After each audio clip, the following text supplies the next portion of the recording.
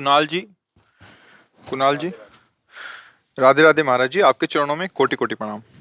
महाराज जी, कल सुबह आपके आश्रम में सुबह कीर्तन सुनने से आंखों में आंसू आ गए। क्या इसे ही प्रभु का अनुभव कहते हैं? यदि ऐसा है तो कृपया मेरा मार्गदर्शन कीजिए कि किस प्रकार एक से बार के आंसू से थोड़ी अनुभव हो जाता है। वो तो आर्त भाव जब तक अंदर नहीं आएगा प्रियता। आंसू किससे आते? कभी कभी अंदर चिंतन और कुछ होता है, सात्विक भाव का वातावरण होता है तो आंसू आ जाते हैं। उसे प्रेम नहीं कहते। आंसू आ जाना कोई प्रेमी का ही लक्षण नहीं है, बहुत कारणों से आंसू आता है। एक बार राधा वल्लभ जी में खड़े थे और एक राधा वल्लभ जी के आगे व्यक्ति खड़े थे और राधा वल्लभ जी को देख के रो रहे थे। पीछे से अंदर ऐसा लगा कि कितनी कृपा है इनके ऊपर कि प्रभु को देख करके रो रहे हैं। तो बार बार उनके चरणों की तरफ वृत्ति गई।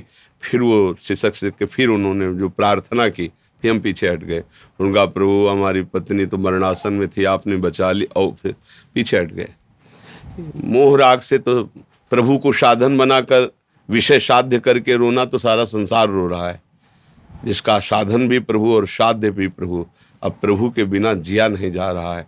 जो प्रभु के लिए रोता है, गदगद सुर नैना सजल दंपति रस रहे भीन ईगत वृंदा विपिन, उसका रोना सार्थक होता है।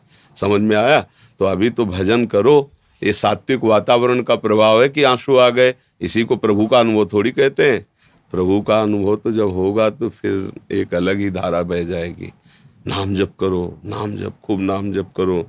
कोई नशा न करो, माताओं बहनों की तरफ गंदी दृष्टि न रखो।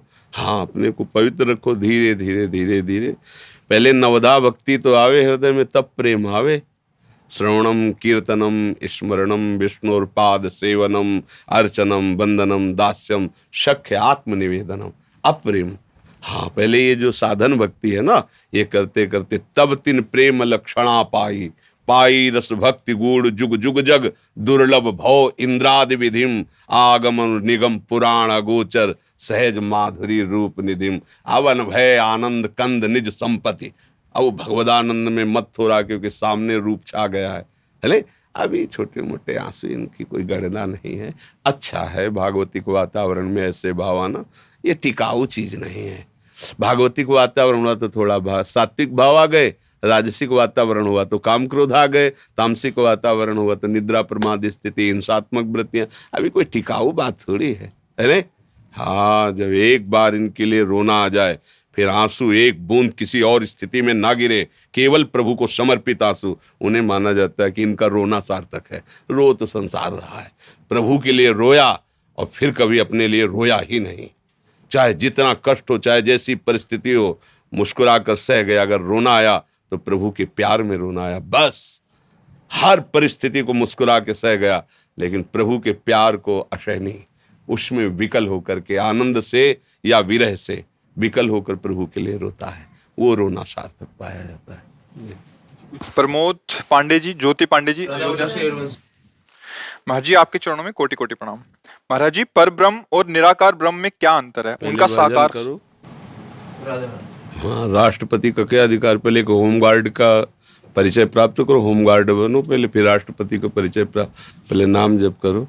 अधिकार के अनुसार प्रश्न किया जाता है और अधिकार के अनुसार उत्तर प्राप्त है। तुम्हारा कल्याण कैसे हो, पहले ये जानो, तो अपने आप सब पता चल जाएगा। सोई जाने जे देव जनाई, जानत तुम्हें तुम्हें हो जाए। प्रभु का भजन करो, जना देंगे कि मैं ही ब्रह्म हूँ, मैं ही परमात्मा हूँ, मैं ही भगवान हूँ, मैं ही जीव हूँ, मैं ही ईश्वर हूँ, मैं ही सत हूँ, मैं ही असत हूँ, मैं वही परमात्मा तत्व है, दूसरा कोई है नहीं। पहले भजन करो यार, पहले संयम से चलो, पहले मन इंद्री को काबू में करने को सीखो, पहले गंदी बातों का त्याग करना सीखो। आजकल क्या है कि पढ़े लिख करके बस प्रश्न हाई क्वालिटी का करना, और आचरण में पवित्रता नहीं, आचरण में पवित्रता नहीं, दिव्य भावों में दिव्यता नहीं, तो परमात्मा स्वरूप का ऐसे अनुभव हो जाएगा। अरे थोड़ी रज लेके माथे पे लगाओ वृंदावन की, ऐसे सूखा माथा लिए फिर प्रश्न कर रहे हो ब्रह्म हो, पर ब्रह्म परमात्मा। तो पहले दासता लाओ, प्रभु के चरणों का आश्रय लेकर ही प्रभु को जाना जा सकता है। बुद्धिगत प्रभु कोई प्रकृति की वस्तु थोड़ी है कि जैसे हम संसारिक वस्तुओं की व्याख्या कर सके, ऐसे परमात्मा को अपनी बुद्धि, वो अतर्क है मन बुद्धि से। हाँ, जब हम दैन्यता से भजन करते तो हमारी बुद्धि में प्रकाशित हो जाते हैं। दूसरों न कोई, इतनी बात समझ लो, दूसरों न कोई, एक ही परम तत्व है। उसी को विविध नामों से पुकारा जाता है, चाहे उसे ज्ञानी जन ब्रह्म कहें, योगी जन परमात्मा कहें, भक्त जन भगवान कहें, रसिक जन लाडिले लाल कहें, वही है, दूसरा कोई नहीं है। खूब भजन करो, अच्छे आचरण बनाओ, पहले आपके आचरण जगत मंगल करने वाले बने, आपका चरित्र पावन हो, आपकी इंद्रियां, आपका मन कुमार्गामी वृत्तियों से हटे, तब आगे की बात बनती। आनंद तब आता है जब हम एक नींव रखें अपनी आस्तिकता की, ऐसी नींव जिसमें पवित्रता, सत्यता, धर्म और आचरण विराजमान। समझ में आ रहा भैया? हाँ, खूब नाम जप करो, अच्छे आचरण करो, गंदी भोजन, गंदा दर्शन, गंदी वृत्तियों का त्याग करो, आगे का मार्ग खुद समझ में आ जाएगा। प्रीति वर्मा जी दिल्ली से। महाराज जी, आपके चरणों में कोटि कोटि प्रणाम। महाराज जी, मैं सीताराम जी की उपासिका हूँ। महाराज जी, मेरा प्रश्न यह है कि जितनी महिमा संसार में राधा रानी जी की है, उतनी माँ सिया की नहीं है, और जितनी महिमा राम नाम की है, उतनी कृष्ण नाम की नहीं है। महाराज जी, इसको ये आपके दिमाग की बात है। आप पूरे संसार में मिली है क्या किसी से? तो आपके दिमाग का विषय है। कितने कृष्ण प्रेमी हैं, कितने कृष्ण नाम जापक हैं, आपको कहाँ पता है? और कितने सिया राम जी के आसक्त चित्त वाले, आपको आप केवल अपने दिमाग से अनुमान लगा रहे हैं। आप अभी भक्तों की मंडलियों में कहाँ प्रवेश पाए हैं? आप कहाँ जानते हैं? किन भक्तों की मंडली में गए? किस धाम में यात्रा की? कौन से आप तीर्थों में गए? कितने महाभागवत प्राणों को समर्पित किए हुए कृष्ण नाम में जीवन ने उछार किए हैं, राधा नाम में? वही सिया जी है, वही राम जी है। न सिया राम में भेद है, न राधे श्याम में भेद है। जहाँ जिसको प्रीति हो गई, बात है। ऐसा नहीं कहते। आप फाइनल नहीं बोल सकती कि जितना राम नाम में प्रेमी उतना कृष्ण नाम में प्रेमी नहीं। तुलसीदास जी तरस गए, वृंदावन आए तो तरस गए। यहाँ कोई राम ही नाम नहीं, यहाँ तो राधा राधा राधा। तो उन्होंने कहा गजब है, ये कैसी लग रही। जिस दरबार में जहाँ मुरली मनोहर किशोरी जी के साथ खड़े साष्टांग प्रणाम करने के लिए तरस गए कि कौन सा देश भैया, या तो कोई ले जाता हमारे सिया राम को, या जिसे देखो राधे श्याम, राधा राधा राधा। तो आप अयोध्या पहुंच जाओ, वहाँ सिया राम ही सिया राम, सिया राम ही सिया राम। भाई प्रभु एक ही है। ऐसा तारतम्य करने से अपराध भी लगता है, और ऐसा तारतम्य है भी नहीं। हमारे प्रभु के विविध नाम हैं, विविध रूप हैं। जिसको जहाँ गुरु कृपा से आसक्ति हो जाए, खूब उन्हीं को दुलरा, वही है, दूसरा कोई नहीं है। ना कृष्ण दूसरे, ना राम दूसरे, ना सिया जी दूसरी, ना किशोरी जी दूसरी। हाँ, प्रेम की पराकाष्ठा फिर अलग अलग। जैसे राम और परशुराम एक ही बात है ना। भगवान के अवतार परशुराम जी भी हैं और राम जी हैं। जब परशुराम जी अपने स्वरूप में थे, पूरा विश्व थर्रा रहा था, और जब राम जी के सामने गए तो परशुराम जी है चरणों में झुक के जय जय करके। तो अब कोई दूसरा तो नहीं ना। ऐसे ही प्रेम, भजन, बल संपूर्ण से भगवान संपूर्ण है। अब जहाँ जरूरत 10 किलो उठाने की है तो 100 किलो का प्रदर्शन थोड़ी करते हैं। 10 किलो उठा लिया, और जहाँ 100 किलो का वहाँ 100 किलो, जहाँ 10,000 का वहाँ 10,000 का। अब कहो उन्होंने तो 10,000 उठाया था और उन्होंने 10 किलो उठाया था, तो मतलब ये नहीं वहाँ जरूरत 10 किलो की थी इसलिए 10 किलो उठाया है। तो संपूर्ण शेष जी के फण में सरसों के दाने की तरह अनंत ब्रह्मांड है। अच्छा, वो भगवान गिरिराज जी उठा ले, कोई बड़ी बात हो गई? तो अपने लोग क्या है, गोस्वामी तुलसीदास जी से किसी भक्त ने विनोद में कहा कि आपके ठाकुर तो कितने 12 कला युक्त है। हाँ, 12 हमारे ठाकुर कृष्णचंद्र 16 कला से। तो आंसू आ गए। बोले आज हमें पता चला कि हमारे प्रभु 12 कलाओं से भी युक्त हैं। हम तो केवल राम से प्रेम करते हैं, कलाओं से नहीं। चुप हो गए सब। हम तो केवल राम से प्रेम करते हैं, हमारे राम प्राण धन है, जीवन। ये प्रेम का विषय बड़ा छोटा हो, अधिक लोग अधिक तो माया को जपते, तो माया बड़ी हो गई क्या? ना उतना राम को जपते, ना कृष्ण को जपते जितना माया को जपते हैं। अगर लोगों से तारतम्य मिलाया जाए तो जितना प्यार पत्नी से करते उतना भगवान से नहीं करते, जितना भोगों से करते उतना भगवान से नहीं करते, तो भोग ज्यादा हो गए ना। इस तारतम्य से निर्णय भक्ति का नहीं होता कि किसके ढोल ज्यादा बज रहे हैं। हाँ, तो भाई ये बाहरी दर्शन से हम भक्ति का निर्णय नहीं कर सकते। ये तो बहुत ही मतलब उपहास की बात हो जाएगी। ऐसे नहीं। प्रभु के सब नाम प्रिय, प्रभु के सब रूप प्रिय। प्रभु वही है, जहां जितनी लीला की आवश्यकता हो उतना दिखाया है भगवान ने। भगवान इतने सामर्थ्यशाली, आप समझो कि अनंत ब्रह्मांडों को अपने फण पे शेष रूप में एक दाने की तरह रखे। वो भगवान गिरिराज जी उठा रहे हैं। समझो। और वही भगवान जिन्होंने गिरिराज उठाया, नंद की डेहरी नहीं पार कर पा रहे। बाल गोविंद ऐसे घुटनों के बल होते हुए बाबा की डेहरी पे गए तो मोटी डेहरी महल की, और लकड़ी की होती थी पहले मोटी डेहरी, डेहरी पूजन होता था, ऐसे मोटी डेहरी। अब चढ़ गए, छाती तो ऊपर हुई, पैर श्री चरण ऊपर उठ गए, अब आगे हाथ नहीं जा सकते क्योंकि छोटे गोपाल जी हैं। अब रो रहे हैं, ना इधर ना उधर। कौन? जिन्होंने एक पग में ब्रह्मलोक तक नाप लिया था, जरूरत पड़ी तो नपना कितना बड़ा हो गया। और नारद जी आए थे दर्शन के लिए, नारद जी ने देखा, दौड़ पड़े बीणा धर, बोले नहीं तुम दूर रहो, ये सुख हम यशोदा मैया को देने के लिए कर रहे हैं। माँ माँ माँ दौड़ के आई, दासियों पर बिगड़, अरे मेरा लाला गोद में उठाया, ऐसे छाती से नारद जी देखते रह गए।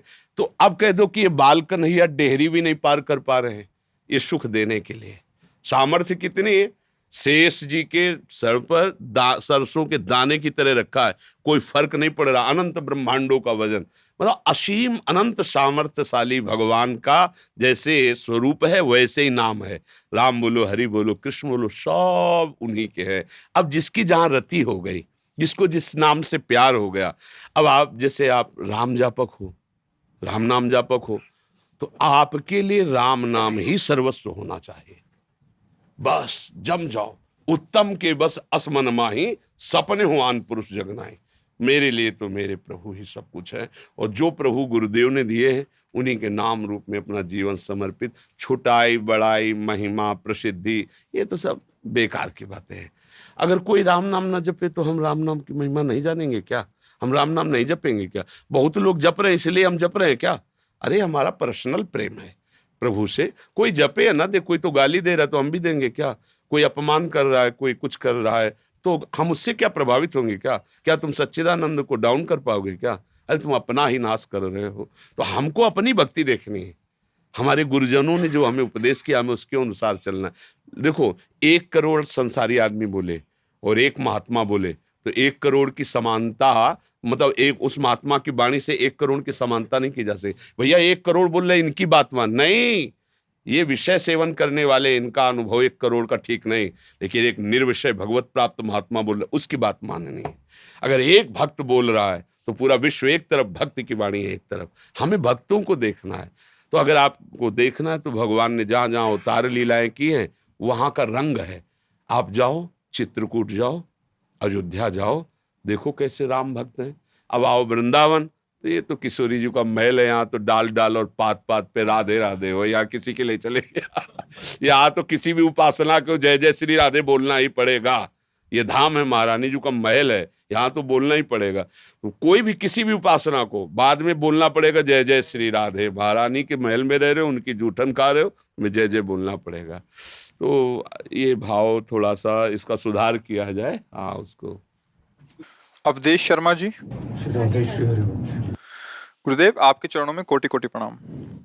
गुरुदेव, श्री जी का नाम जप कब नहीं कर सकते? मैं फौजी हूँ, समय के अभाव के कारण। नाम जप तो हर समय कर सकते हैं। नाम जप में कोई पवित्रता का विधान नहीं। नाम जप के लिए कोई ऐसा नहीं है कि आप ऐसे होकर के जपिए। हाँ, बूट पहने हुए खड़े हैं, जो मिला सो खा लिया, राधा राधा राधा राधा, कोई परेशानी नहीं। मंत्र जप के लिए थोड़ा शास्त्रीय विधान की जरूरत है। भगवान का नाम तो परम पावन है। अहो बत सुपचतो गरीयान यज्जिभ्याग्ये वर्तते नाम तुभ्यम। वो नीच आचरण करने वाला, नीच आहार करने वाला, उसमें तो लिखा है कुत्ते का मांस खाने वाला भी परम पवित्र है जिसकी जिह्वा से भगवान का नाम उच्चारण हो रहा है। अहोबत सुपचतो गरीयान, वो चांडाल जो कुत्ते का मांस खाता है पर उसकी जिह्वा में भगवान का नाम विराजमान है। गरीयान माने श्रेष्ठ होता है। अहोबत, अहो आश्चर्य है, आचरण तो इतने नीच है पर उसकी जिह्वा पे भगवान का नाम आ गया, अब इसका मंगल हो जाएगा। अहोबत सुपचतो गरीयान यज्जिभ्याग्ये वर्तते नाम।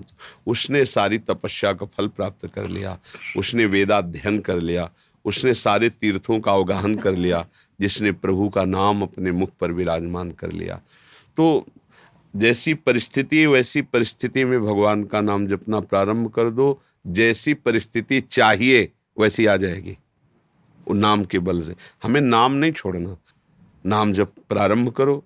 ये दिव्यता जब अंदर जाएगी तो सब सुधार हो जाएगा। धीरे धीरे धीरे सब पवित्रता आ जाएगी। मंत्र के लिए शास्त्रीय विधान है, मंत्र तो जब रिटायर हो जाए तो फिर ले लेके अपने आप, ये एक दिनचर्या है, पर वो जब तक सेवा में रहे तब तक फिर नाम जप करता रहे और भगवान के आश्रित रहे। कब प्राण छूट जाए, कैसे छूट जाए, कुछ पता नहीं। अगर हम इंतजार करें कि रिटायर होंगे तब हम पवित्रता से भजन करेंगे तो वो समय मिले कि ना मिले, है नहीं। वैसे सबकी मृत्यु कब है किसी को पता नहीं है। फिर ये डिपार्टमेंट तो ऐसा है, कब कहाँ भेज दिया जाए, कब क्या लीला हो जाए। इसलिए नाम जप तो करो ही, जैसी भी परिस्थिति हो नाम जप करो, मंगल ही होगा, अमंगल तो हो ही नहीं सकता है। महाराज जी मैं पहले हनुमान जी का भक्त था, बट अभी मैं राधा रानी की भक्ति करता हूँ। महाराज जी मैं हनुमान जी को भी भूल नहीं सकता। महाराज जी जिनकी कृपा से मुझे सब मिला है, महाराज जी मेरा मार्गदर्शन करें। मैं तो कौन रोकता कौन है खूब भाव कर कर के लगे रहिए, वो महाभागवत हैं, जब कृपा करेंगे तो एक जगह भाव रोक देंगे। वही है ना भाई, जैसे अंगुली पकड़ के हम चल रहे हैं, माँ चला रही, वो मंदिर ले जा रही, सब जगह ले जा रही, पर माँ है ना वही तो ले जा रही है। और वो जहाँ उचित समझेगी बैठा देगी, बैठ जा तू, अब यहाँ निर्भय स्थान है, अब तेरा ये पक्का स्थान, तू बैठ, मैं जा रही हूँ किसी सेवा कार्य से, यहीं मिलना। तो ऐसे ही जो भी जिनकी हम आराधना करते हैं वो जब हमको अपने प्रिय स्थान पर पहुंचा देते हैं, कहते हैं हमारी सेवा हो गई, अब तू यहीं बैठ, यहीं निष्ठा जमा, अनन्य भाव से इन्हीं का भजन, वही आपको संकेत कर देंगे। छोड़ने का तो सवाल ही नहीं होता है।